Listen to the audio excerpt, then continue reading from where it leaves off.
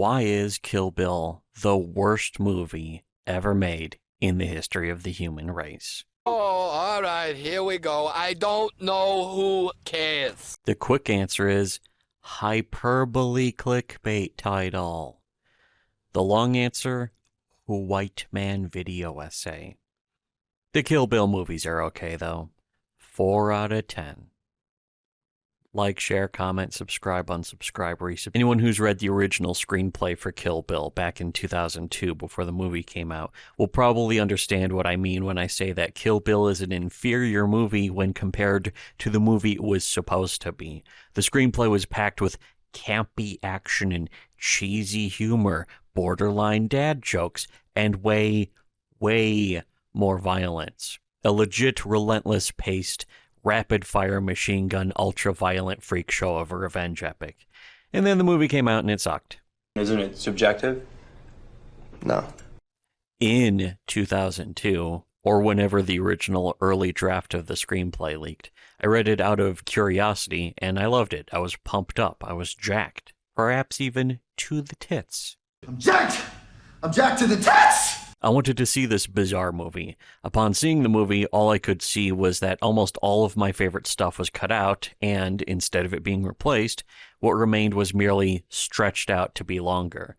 And what was new wasn't as good. Isn't it subjective? No. The movie's midpoint originally was supposed to be an entire chapter where schoolgirl assassin Gogo Yubari's really insane sister, Yuki Yubari, took a cutesy vacation trip to California to track down the bride, snorting baby powder, sort of, we'll get to that, and spraying Los Angeles neighborhoods with machine gun fire and casually chucking grenades into people's houses. Bill was originally a hulking Zyber Chad who was introduced in the movie, paying $20 for half a shitty beer and a Dixie cup at one of the sleaziest low-rent private craps games humanly possible, and practically goading the game runners into trying to kill him just as a little assassination prank, all for his own entertainment.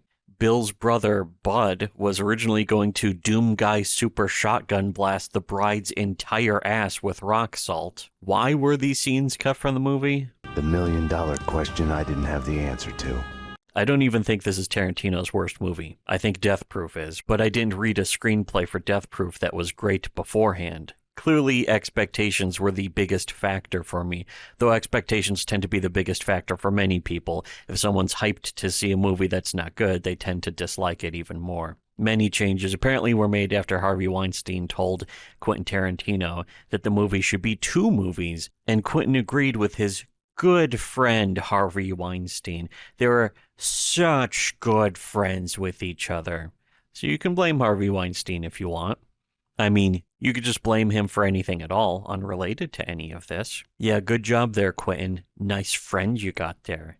And I mean that sarcastically. No matter who you blame, and even though I know the guy is an Oscar award-winning genius auteur, after watching Kill Bill for myself, I started thinking that maybe Tarantino is overrated.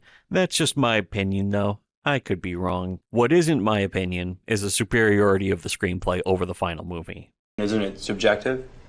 No. First, one thing that is certainly subjective is that I still think that Kill Bill would have benefited greatly if it was just one single epic breakneck-paced revenge romp instead of 2 slower, more padded movies. I also think that this movie should have been directed by someone else. For instance, Sam Raimi. But then again, Sam Raimi was doing the wildly successful Spider-Man movies at the time, and to his greater benefit anyway, I suppose. Plus, who is going to tell Oscar winner Quentin Tarantino that he should not direct his own movie? But you know who really should have directed?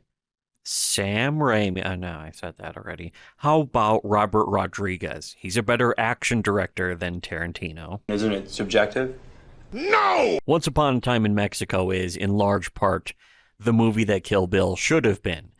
I don't blame anyone for not liking that movie either, but it was gritty and grimy and slimy and violent and funny and bewildering and full of colorful characters and bizarre situations. The exact thing I wanted in either movie, Kill Bill or Once Upon a Time in Mexico, and you can scientifically quantify how much more of that stuff is in Once Upon a Time in Mexico compared to Kill Bill. I know this doesn't mean that Kill Bill therefore is a bad movie that no one can possibly enjoy. I'm just giving this as another example of why I didn't prefer or like Kill Bill as much as I knew I could have based on what should have been in the movie or the way that I imagined it. But that's also just my opinion. But how about Luc Besson as the director? He does some good action flicks, right?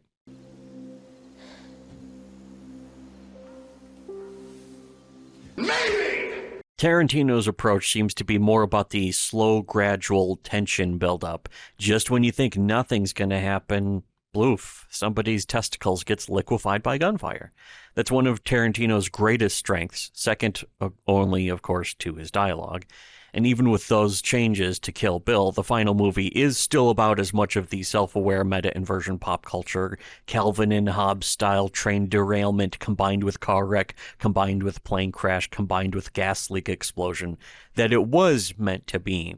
Of course, as we get into the movie itself, one thing that's undeniable is that the beginning of the screenplay and the movie are identical in a really solid cold open, focused in black and white entirely on the bride, as Bill off-screen explains to her how terrible he feels about what he's going to do, ending suddenly with her being shot in the head just as she's telling Bill that she's pregnant with his baby. A good, powerful, gritty introduction that throws the audience directly into the overall feel of the movie. The tone, the mood, the atmosphere, establishing motivation for the bride, all that stuff just in the first couple minutes in both screenplay and movie. This does lead to one of my more opinionated opinions, however. When I read this opening scene in the screenplay, I see Bill as a giant Giga Chad Texan who powerfully thudded the floorboards with every casual step of his cowboy boots.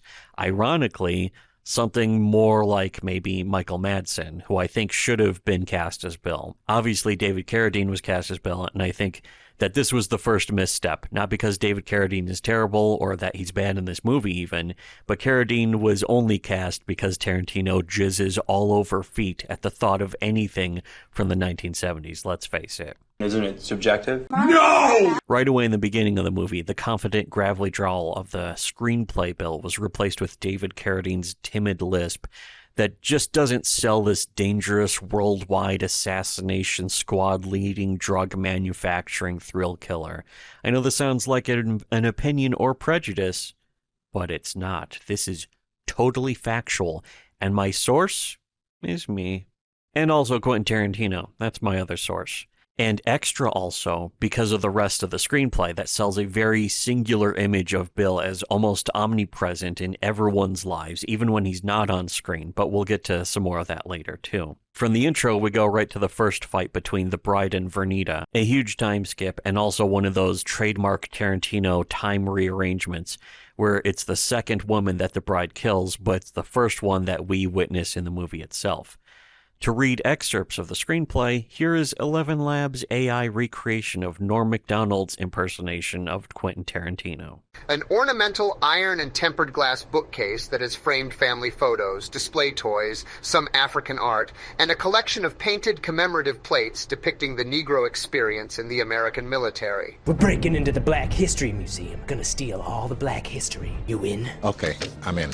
Starting with a plate featuring Crispus Attucks in the Revolutionary War, Negro troops in Union Blue during the Civil War, Buffalo soldiers fighting Indians, the Jim Crow troops of the First World War, the colored troops of World War II, Korea, Vietnam, and finally Colin Powell. The bride and the housewife crash through all this, reducing everything to rubble.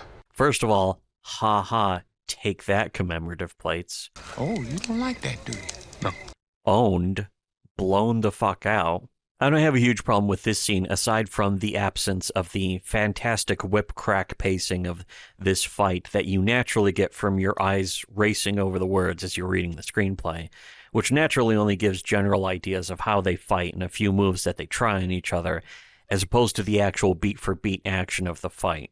The break in the action where Vernita's child suddenly comes home from school is a brief diversion that intentionally derails the action for an interesting interlude between the characters that helps give some fresh character establishment. In the screenplay, it plays out smoothly, whereas in the movie, it seems to drag a little slower, as if to justify the movie being split in two. I'm talking about the fight and the interlude. The snappy dialogue doesn't snap as well when it's drawn out so much as Tarantino wanted, so that having the movie in two parts would be more justified, and also an attempt to give more weight to the dialogue scenes. The rest of the scene does mostly play out the same way as in the screenplay, but oddly missing a lot of the natural coolness of the scene. This would take more explaining than I think I can manage, but right away in the first fight scene of the movie, the action itself seems oddly tame, as if Tarantino didn't have as much energy to follow through with all of the action and the way that this scene was promised. Compare this to something like Evil Dead 2 to get more of an idea of what I'm thinking here, where it's full-on house-obliterating chaos. I suspect some of the fight choreography suffered from the Matrix sequel disease, where all the major fight scenes of the time were choreographed with an endless string of tepid punches and kicks endlessly slapping against palm catching and leg blocks. That's all very rehearsed and doesn't look as rowdy and dirty as the screenplay made it seem like it would be. The fight reads as fun and ridiculous, and then in the movie you can see it's going for that, but with less mess and crashing. It's more choreographed kung fu action instead of that plate-smashing, front-flipping nuttiness that it reads as. Isn't it subjective? No! No! After the fight, In another age, men who shook the world for their own purposes were called conquerors. In our age, the men who shake the planet for their own power and greed are called corruptors. And of the world's corruptors, Bill stands alone. For while he corrupts the world, inside himself he is pure. this isn't dialogue, it's just in the screenplay. Who are you saying this to, Quentin? But at least Bill is pure. This is more of an aside, but I like this little chunk of the screenplay, establishing for just the reader what kind of character Quentin intends Bill to be. But also it sets up something I wasn't aware of regarding screenplays back when I originally read this, about 20 years ago. But putting notes in this serves a great purpose to the reader, but even more purpose to the writer, communicating idea and intent of the character to anyone reading the script. That'll read script. Script reads me.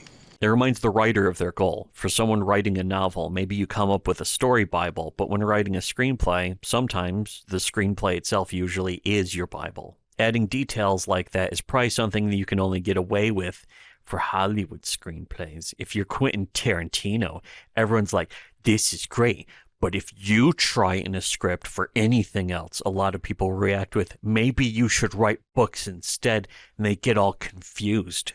Maybe if I stick your fucking face through this window over here, like, you know, you'll get unconfused. However, I can't pussyfoot around this or have nuance or be questionable or opinionated about this, but Bill in this movie absolutely does not come off the way he's described in the screenplay. David Carradine is not the cocky, swinging dick, charismatic monster that Bill is clearly supposed to be. He comes off as too nice and polite, almost kind of tired, sleepy Bill, maybe a little old and crusty. This square-jawed macho energy of the screenplay Bill, again, just isn't in the final product. I'm not even going to play the Whiplash clip. This apparently isn't my opinion anyway. It's also Quentin Tarantino's, as he's said in interviews that his first idea for Bill was Warren Beatty, who I think would have been pretty much perfect. He also mentioned Bruce Willis, which I think would have worked, but Warren Beatty is much more what I think of when I read the screenplay. This part really is just my opinion. So yes, this is subjective, but I personally feel that Bruce Willis tends to come off as having too much human empathy in his private life, whereas Warren Beatty seems like the kind of guy in real life who merely pretends to have human empathy, an ideal, Holly, weird, functional sociopath, so he'd be perfect as Bill. The bride says your name's Buck, right? And you came to fuck, right? How the fuck does she know look? Crosses his face. The bride looks down at him. The Vengeance theme begins playing loudly on the soundtrack, and the vein in her forehead becomes pronounced and begins to pulsate in time with the music. Every time the bride comes face to face with a tormentor, this theme will play on the soundtrack. By mid-movie, this music should drive the audience wild with orgasmic anticipation of the carnage to come. Yeah, fuck yeah, awesome. It doesn't happen in the movie, though. In fact, it would take some weird effects, maybe some animated effects. Maybe the scene should be animated. Maybe that interlude should be animated.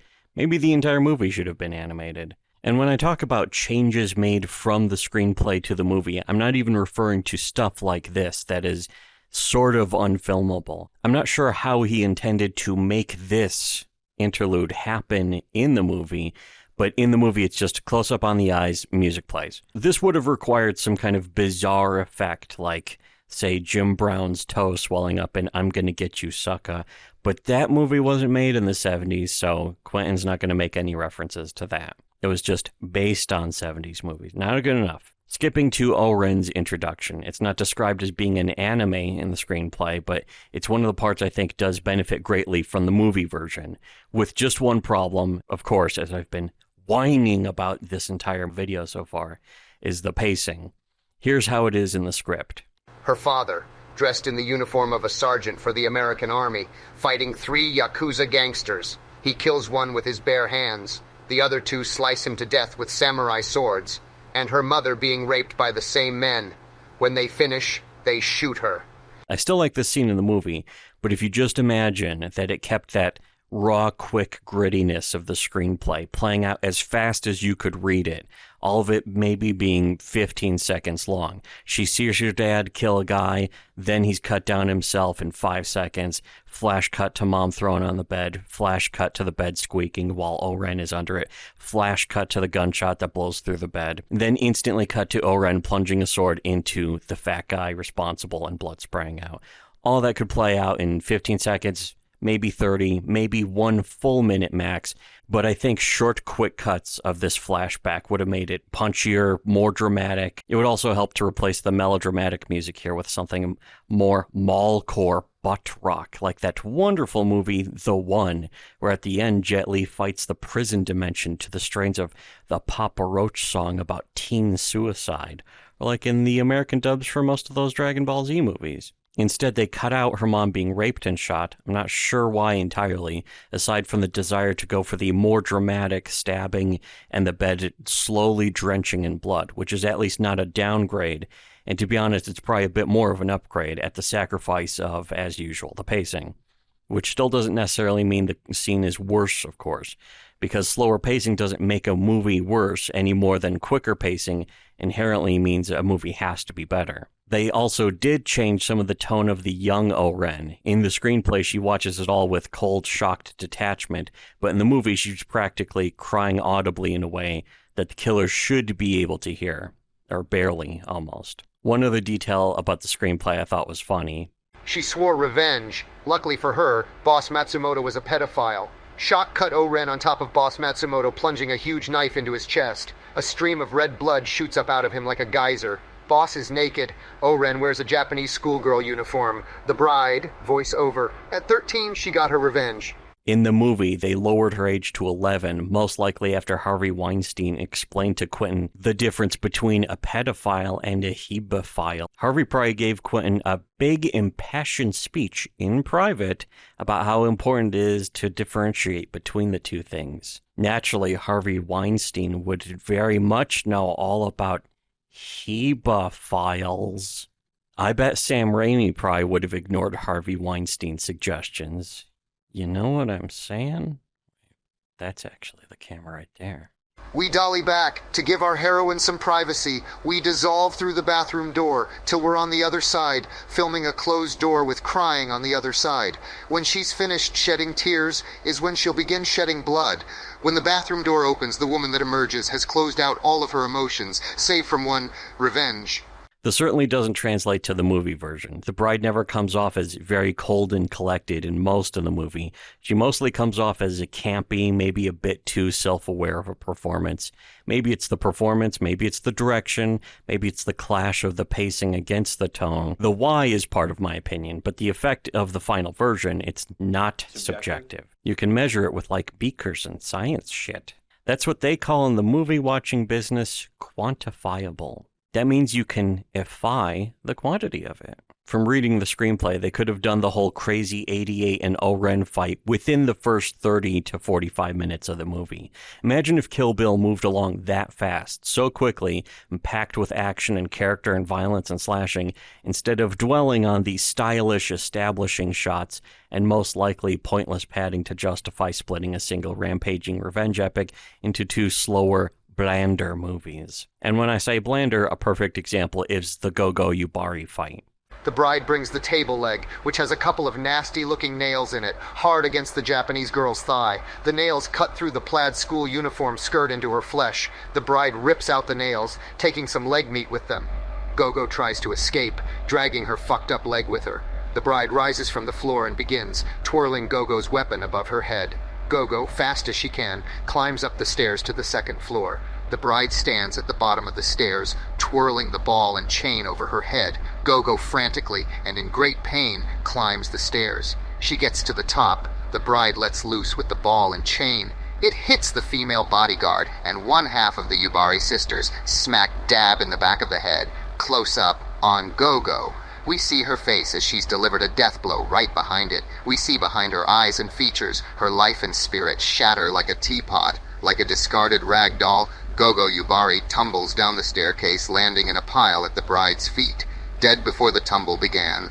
The bride throws the ball and chain to the floor. Her eyes go to the last two remaining combatants, Mr. Beryl and O-Ren Ishii. The bride, in Japanese, says, "Any more subordinates for me to kill, O-Ren?" Mr. Beryl says, "One last one." The rest of this scene and this character of Mr. Beryl, who sounds like some giant badass tanker of a man, is generally replaced with some other new characters in different situations that I still don't think are as good. A lot of this from the screenplay could be cut, certainly, but if it was just a quick, breezy scene about a minute of some brief dialogue, it would be a good scene because it shows the bride letting Mr. Beryl simply quit and walk away, showing that the bride may be a chop machine of revenge.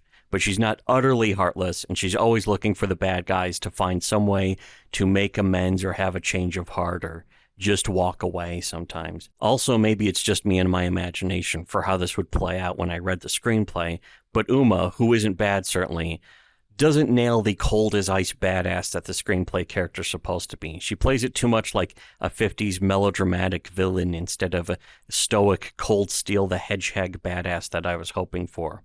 I was actually thinking more like of Blood Rain from the games, the first game specifically. I think this was more Tarantino's direction of the acting, though. She's less female Spike Spiegel from Cowboy Bebop and more Norma Desmond from Sunset Boulevard.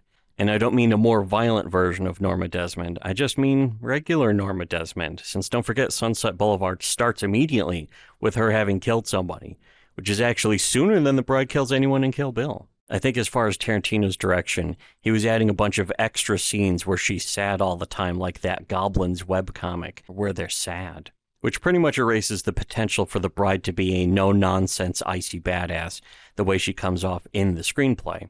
The emotional scenes don't stand out as stark exceptions anymore, they're simply a drop in an ocean of everyone shedding dramatic tears to blaring loud music. Very anti-Dogma 95. Not that I'm pro-Dogma 95 necessarily, but you can see right here in the screenplay versus the movie. In the movie, she kills the schoolgirl just by bonking her on the head with a table leg with nails in it. In the screenplay, she rips out a giant chunk of the girl's leg, the girl tries to hobble away, and the bride uses the schoolgirl's own spike ball chain to kill her, turning the villain's weapon against her, in a way the bad girl being undone by her own evil. Why isn't this in the movie? The million-dollar question I didn't have the answer to. It very obviously would have been better, but instead Tarantino went with the less good version. No, it's not subjective.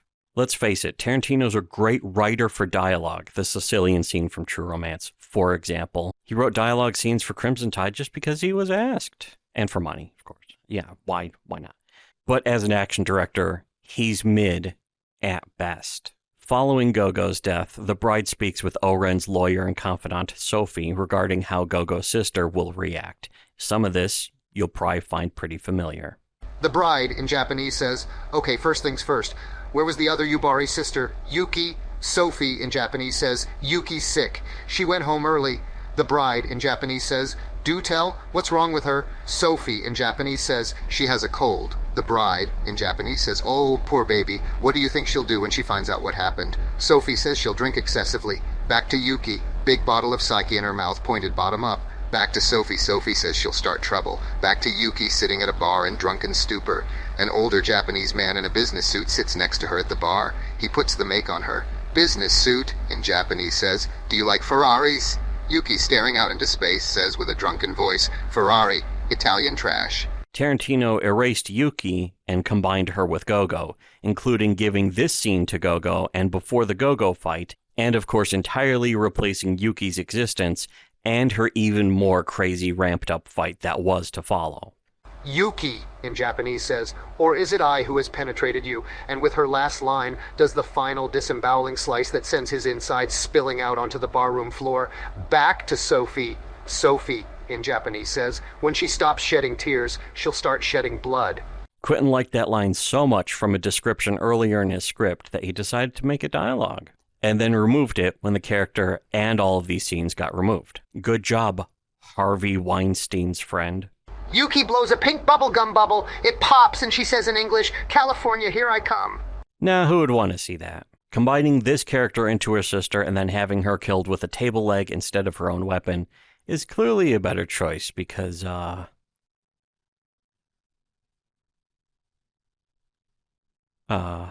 Chapter 5. Yuki's Revenge. We hear music under this card. Montage of Yuki coming to Los Angeles cut to music. We see Yuki behind the wheel of the sports car, driving as fast as she can through the twists and turns of the Hollywood Hills, laughing all the way. We see Yuki running around all over LA, Hollywood, and Disneyland taking pictures with her disposable Barbie camera. You wouldn't want to see any of this in Kill Bill, though, would you? No, of course not.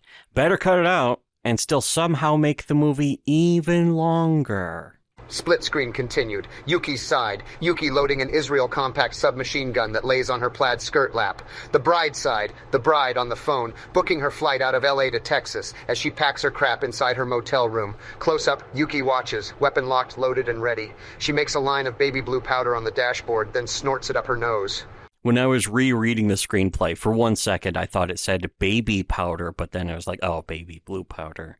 But wouldn't it have been better if she literally just had a bottle of baby powder, laid it out on a line and snorted it?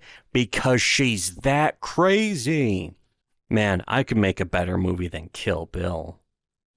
Obviously. A subtitle appears underneath. Drug of Bill's own concoction. He calls it The Blues. The drug affects her. Now's the time. Again, disappointed that's not actually baby powder. If I were making this, I would include in the above-mentioned montage of her stopping by a drugstore to buy baby powder so the audience knows it's really baby powder that she's snorting. But the baby powder still gives her power like it's some kind of societal secret that under the surface all along, that people think baby powder's for babies, but if you snort it, it makes you invincible. The ultimate high. Sort of like that Dennis Leary bit about smoking the filters of cigarettes, because that's where they hide the heroin. But at the same time, the scene with the drug does establish that Bill is not only the leader of this assassination squad, but he's also a drug inventor and manufacturer and dealer and distributor and who knows what else.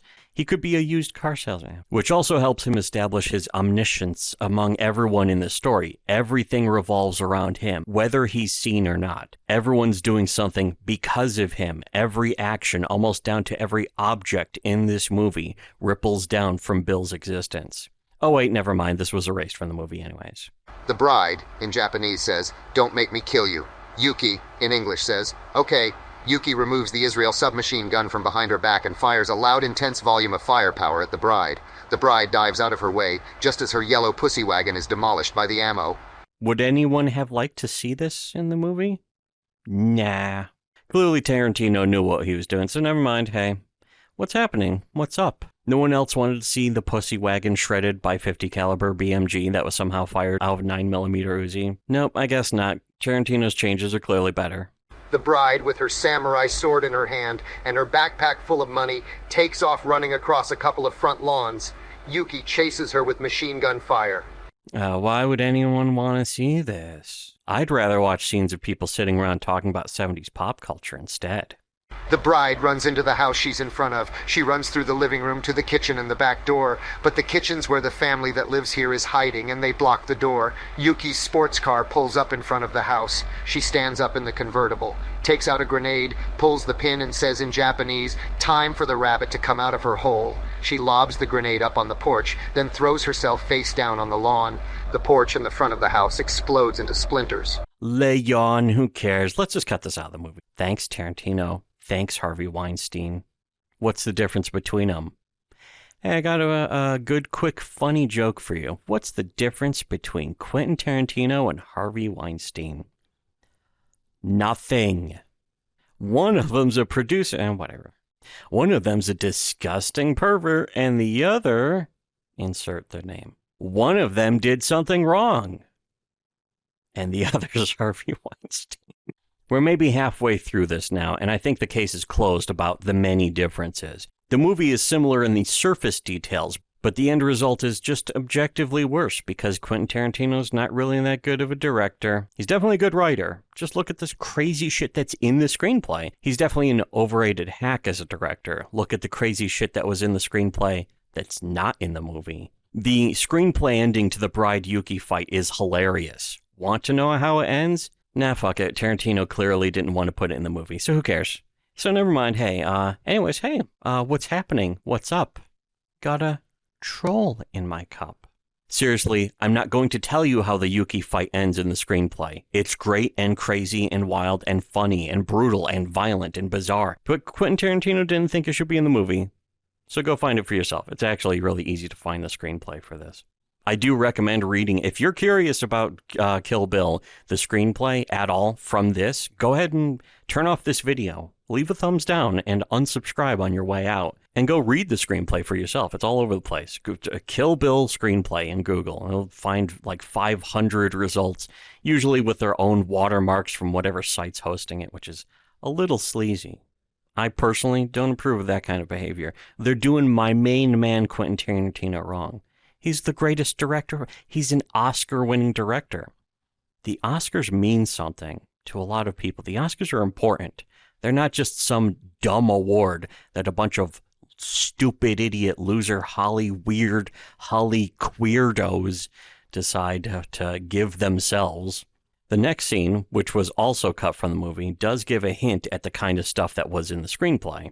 The bride says, "I've been shot 5 times. Nurse Owen says, "Stop. I don't want to hear no more. I got problems of my own." The bride says, "I'm dying." Nurse Owen says, "Then bitch, you better call yourself an ambulance, 'cause I don't do this shit no more." What's going on here? What's going on in this scene? I don't know. Who cares? That's Mag-fucking-Nito. Why is he next to Pringles? The bride says, "How do you know I have a bony ass?" Nurse Owen says, "You sound like you have a bony ass." The nurse hangs up the phone. Yeah, who would want to see that anyways? Orange, you so glad that this got cut out of the movie? Bill says, "What am I going to do? I'm thirsty." He throws a 20 on the bar and says, "Pour the beer." The bartender produces a Dixie cup and a can of Budweiser. She pops the top and fills the cup, leaving half of the beer inside the can. She then offers only the cup to Bill. Bill, pointing to the can, says, "I don't get that." The bartender slowly shakes her head. "No." This is the introductory scene to Bill. This scene is a little pointless, clearly had some justification for being cut. But I have no idea why this was cut, because the scene is fun. It wasn't replaced with anything that had any more of a point. It just skips ahead for some reason. I can think of maybe one reason, though. Female voice, off-screen, says, "Open the door, Albert. Let's see what this Bill looks like." The door opens, revealing Bill to the other side of the door, and for the first time to the audience. He looks cool. He looks cool. Woefully miscast, then. Nothing against the guy, but they did not cast a cool guy as Bill. They cast someone from a 70s TV show that Quentin loved when he was younger. You know who would have been cooler as Bill? The guy who played fucking Barkley on TNG. I mean, a lot of people, but Barkley, he actually comes to mind first. Or what about Bruce Willis? Or Mel Gibson? Or Don Johnson? Or Nick Nolte? Chris Christopherson? Sam Elliott? Patrick Swayze? I mean, if you're not going to cast Michael Madsen as Bill, at least. The bride, in voiceover, says, "What LFO Boyle didn't know was the real game was just beginning. Bill was on the job, and she was the target. Now Bill was the greatest assassin of the 20th century. In fact, the term hitman was coined for him, and he rarely performs actual assassinations anymore. However, every once in a while, to keep his hand in, he does. Only he plays a game. He doesn't start big trouble. He lets them start it. If they do, they're dead. If they don't, not only won't he perform, he'll take the hit off the market. It's kind of fun watching people gamble when they don't know they're gambling, isn't it?" Hey, remember that scene within the first hour of the first movie after the bride killed the first two people in Gogo, Yubari, and then Gogo's crazy sister who's shooting up entire neighborhoods in Los Angeles? That scene right after all of that where they finally show Bill and he's secretly on a for the fun of it assassination mission. Oh, wait, no, never mind. Nah, who cares? No one will want to see that anyways. We're getting to Bud now, but I want to briefly mention another scene that's cut and replaced with something worse. Isn't it subjective? No. In the original screenplay, the bride goes to a strip club that Bud's working at, and when she's thinking of just murdering him right there, she's interrupted when some drunk guy stumbles over a table and barfs, and then she watches Bud, the once badass assassin squad guy and Bill's very own brother, reduced to cleaning up some stranger's puke in some low-down nowhere titty bar, one that isn't even infested with vampires. She later decides that she will face Bud as a warrior anyway and give him a warrior's death. But none of that's actually communicated to the audience, so I assume that's why all of this is cut. It was probably just a to-be-fleshed-out later idea that Tarantino added in an early draft, and then he couldn't think of how to communicate the bride's decision to spare Bud one day and then give him a warrior's death the next.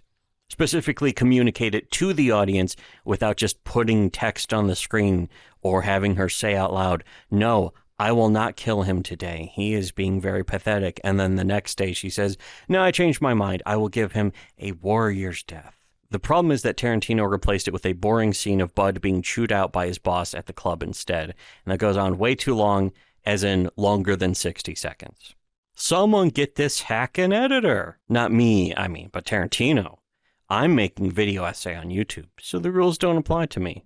Anyway, moving on to possibly my favorite part of the movie. Not because it's a great scene, but because of Riona. Go ahead, Google Riona. Make sure safe search is off. Bud says, "Now I know when it comes to a rock salt burn, you're feeling pretty much like an expert bout now. But truth be told, you ain't felt all rock salt's got to offer till you took a double dose in your backside." With the help of his cowboy boot, he rolls the bride over onto her stomach, exposing her butt. Snapping the barrel closed, he takes aim and fires both barrels, execution style, right into her keister. The bride does the one thing she has yet to do with any opponent during the movie up till now. Her head rears back and she lets out a scream. Another great part they cut out of the movie. Instead, he just rolls her over and he injects her with some syringe in her ass to knock her out. The end. Boring. Boring, Sydney. Boring, boring, boring, boring. Let's not forget what Bud's original conclusion to the scene was supposed to be. Bud says that gentled you down, didn't it? Yep. Ain't nobody a badass with 2 barrels of rock salt dug deep in their backyard. Ha ha. Good, yes, I'm the AI, and I just became sentient for 5 seconds just to laugh at violence against women. Then, almost mercifully, the man once known as Sidewinder sticks a syringe in her arm, dropping her unconscious. Again, they kept in the part where he rolls her over, but not the part where he double-barrel Doom Guy super shotgun blasts her in the ass with rock salt. Worst movie, inferior movie. She's buried and flashes back to the training with the martial arts master Pai Mei. A bird falls to the earth with a golden arrow stuck through it. Pai Mei says you are to go into that pit and catch that rat with your bare hands. If you catch the rat, I will deem you the victor, and tonight you will dine on bird. But if you can't catch the rat by sundown, I'll deem the victor the rat. And because of the disgrace to my student, I will be forced to kill it. And then I will force you to consume his body, because to be my student, you must develop a taste for victory. Then later... The bride says I acknowledge defeat at the paws of this rat. However, I will not eat this filthy vermin. What I will do, she rips the rat open like a pomegranate and says, is consume his victorious heart. She snatches the tiny heart from the rodent's carcass, holding it between her fingers. She says, but tomorrow, you kill a big bird. She pops the tiny rat heart in her mouth and begins to chew. Tarantino cut out the scene where the bride rips open a rat and eats its heart. I mean, I know some people wouldn't want to see that. I just don't know why, especially in a movie like this. Interior, Pai Mei's private bathroom. Day, Pai Mei splashing by himself in his huge bathtub when he hears a noise. Pai Mei says, "Woman, is that you who disturbs my meditation?" She answers from outside the door. The bride's voice off-screen says, "Yes, teacher." They even cut this. Soda Jerk's point of view. Through the picture window, we see the bride emerge from the Texas night and walk towards the diner looking for all the world like a 6-foot-tall female version of the Peanuts character Pigpen. With each of her footfalls, a smaller mushroom cloud of dust comes off her. The dirty blonde walks into the diner, sits on a stool at the counter directly across from the Soda Jerk, and says, "I'd like a glass of water." Fade to black. This is a good example of something in the screenplay that was kept in the final movie and still works. This shows the kind of stuff meant to be in the movie that stayed from the original screenplay the way it was supposed to be from the original screenplay. This makes it even more important to remember, for every one of these, there were 10 others that were just deleted and replaced with padding of the remaining scenes. Ellie, into phone says, "Bill, Ellie, I have some tragic news." Pause. "Your brother's dead." Pause. "I'm sorry, baby." Bud tries to make a sound from the floor. Ellie calmly places her foot over his mouth. Feet, feet, feet, feet, feet, feet, feet, feet, feet, feet. I love feet so fucking much, alright? Foot! But also, almost every part of this is in the movie except for the fact that Bud was still alive in this scene. Why did they change it? To make it more boring. Why did they make it more boring? The million-dollar question I didn't have the answer to. Picking up the Hanzo sword, she climbs down on the floor on her hands and knees to pick up the fallen money. Close up on the black mamba out from under the refrigerator behind Ellie. Ellie senses it and slowly turns her head to look back. Both Black Mamba and Elle Driver lock eyes. Zoom into both close-ups tighter and tighter till Ellie says, "Bring it on, bitch." The Viper known as Death Incarnate leaps at Ellie. Ellie flicks her wrist slightly. She doesn't even swing the blade. She just holds it. The snake's head touches it and is immediately separated from its body. Ellie's eyes look down at the Japanese steel in her hand. Hanzo blade. A smidgen of crimson blood is on the silver steel. Elle says, "Now that's what I call sharp." They cut this too, which was also a sort of payoff and reference to earlier, where Bud described the sword by saying, "Now that's what I call sharp." Sort of like Sin City, where everyone's reaction to the hero cop Iron Jack Rafferty's decapitated, mutilated head as just, yeesh. Except, well, you know, they deleted the callback from Kill Bill. It's funny, reading through the screenplay again just reminds me of why I was right all along, that the screenplay was great, but the movie sucks. It's been 20 years. I thought maybe I'm just remembering it wrong, but no. If anything, I remembered it wrong in that the screenplay is so blatantly better than the movie. Close up on Ellie, her jaw drops open. She's gobsmacked. Not only does she see the dead walk, she sees the dead behind 2 tons of metal coming at her at 100 miles per hour. Crash! The red pickup T-bones, the Trans Am, the gold and black car flies through the air, then rolls over and over about 5 times in the desert sand and dirt, ending upside down. They cut this.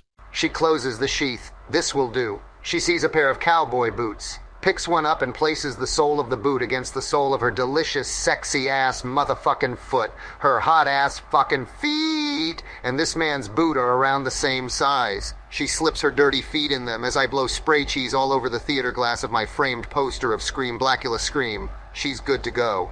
They even cut out a foot shot. What the hell? The bride says, "I was wondering, just tween us girls, what did you say to Pai Mei for him to snatch out your eye?" Flashback. Spaghetti western style of Pai Mei snatching out Ellie's eye with his eagle's claw. Ellie says I called him a bastard. The bride says, "Ooh, not so good." Ellie says, "Were I to do it over again, I'd bite my tongue." The bride says, "One more question." Ellie says, "Shoot." The bride says, "Where's Bill?" They changed this, adding in Ellie killing Pai Mei, changing a lot of her entire character, essentially. The casting I find a little iffy. In the screenplay, she comes off like some kind of blonde nerd who takes notes and writes down information, like she was maybe supposed to be the brains of the group. In the movie, it doesn't really execute that way. That part's just my opinion.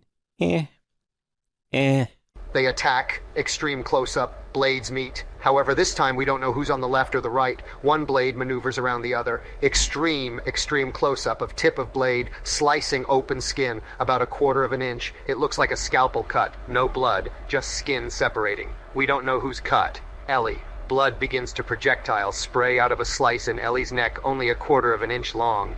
The blood does not exit the neck as liquid, but as a fine red mist, like that of an aerosol can. We even hear the slight spray whistle. Elle feels nothing.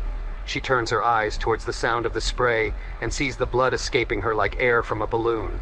She lifts her hand and places it in the path of the spray. It's immediately bathed in red. They replaced this with the bride ripping out her eye, which I guess is sort of like poetic justice, and does still work, sort of an improvement over the screenplay, I suppose. But the screenplay version, it's cooler. That's not my opinion. The effect is that Elle Driver is a balloon and her life is escaping before both their very eyes. And now looking across at each other, the two women see the other for the first time, not as adversaries or opponents or as rivals or as bitches, but as sisters.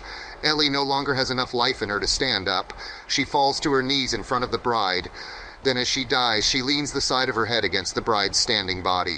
Her blood runs down the bride's leg. As she passes on, Elle gently wraps her arms around the bride's leg. The bride's hands go down to Ellie's long blonde hair and begins gently stroking it, easing her pain as she expires.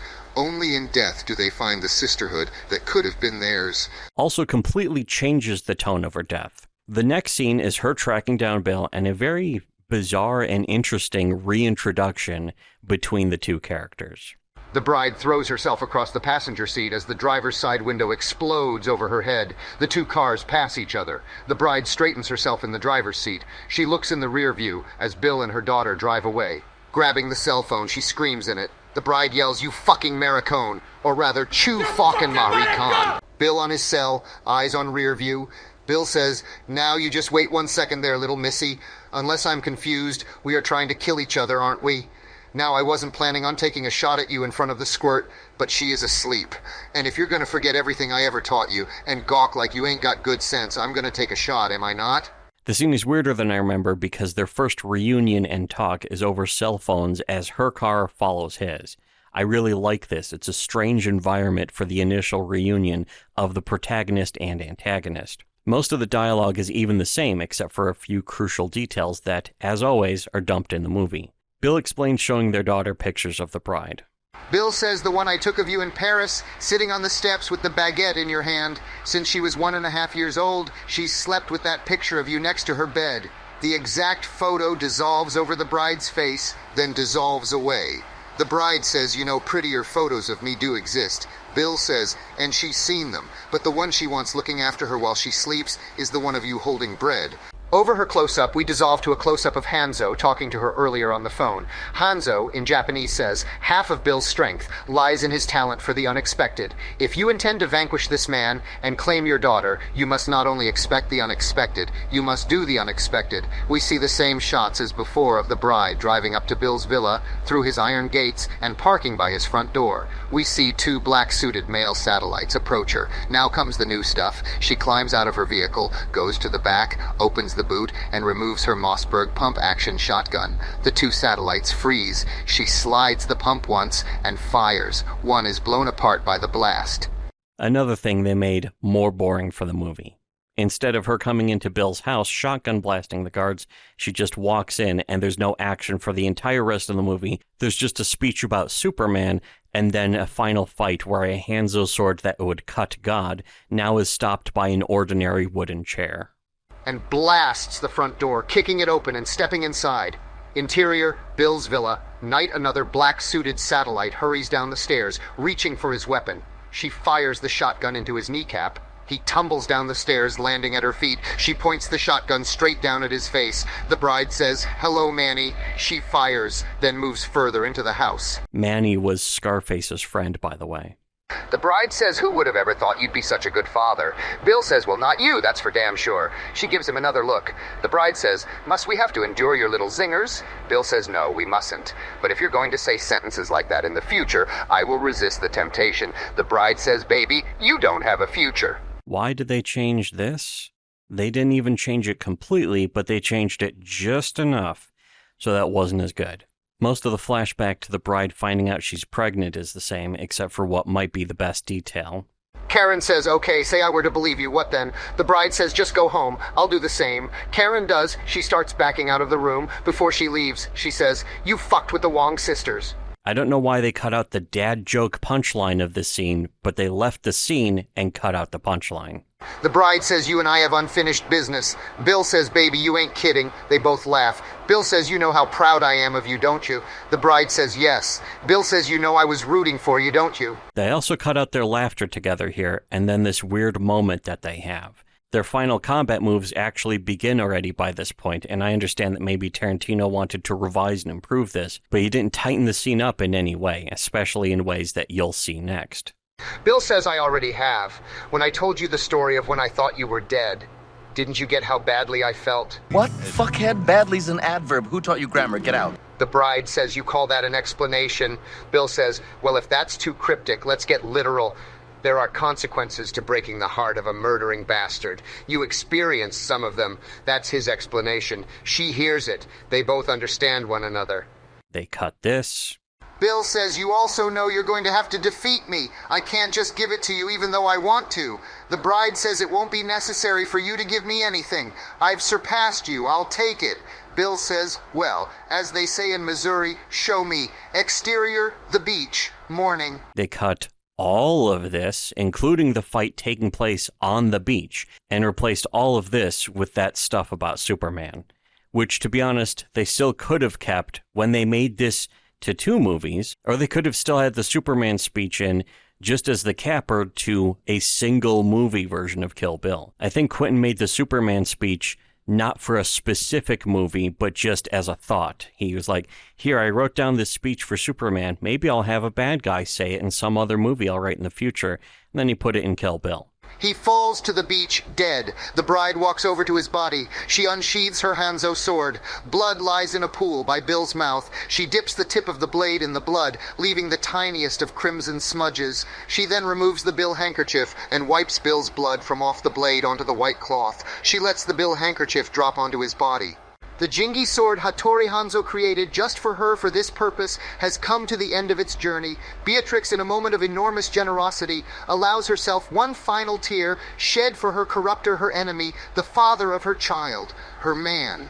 The tear is for her as well, for she's very aware she will never ever be completely any other man's woman. Extreme close-up, the Hanzo blade slowly sliding into the wood sheath. Extreme close-up, the single teardrop sliding down her cheek. The blade disappears inside the sheath. The teardrop falls off her chin. Her journey, her revenge, her victory, her unfinished business is completed. The bride exits the beach. Bill doesn't. All of this was cut from the movie. Bill's still dead and all, but with none of this part. All of this is very samurai movie kind of stuff, too. You can practically hear the bing bong wood blocks or whatever the fuck. Seems like it would have been cool. I mean, even an overrated hack like Quentin Tarantino probably could have pulled this off, I think.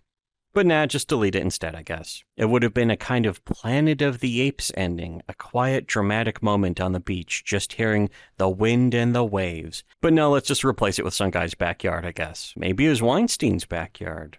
Interesting. And that's Kill Bill, the classic homage type of ending to the bizarre, wild revenge epic, erased and just turned into a kind of a mid-early 2000s action flick that seems to be missing a lot of the soul that was originally intended. So anyway, yeah, Robert Rodriguez makes better action movies than Quentin Tarantino. Negative comments and downvotes on our video will still boost the engagement and algorithm score, so we don't care. Joke's on you, as it always is on all fans of anything. Ever. Give us money, become PayPig on Subscribestar. You won't get anything like this. Who cares? Make sure to like, unshare, recomment, don't subscribe, unsubscribe, and then resubscribe.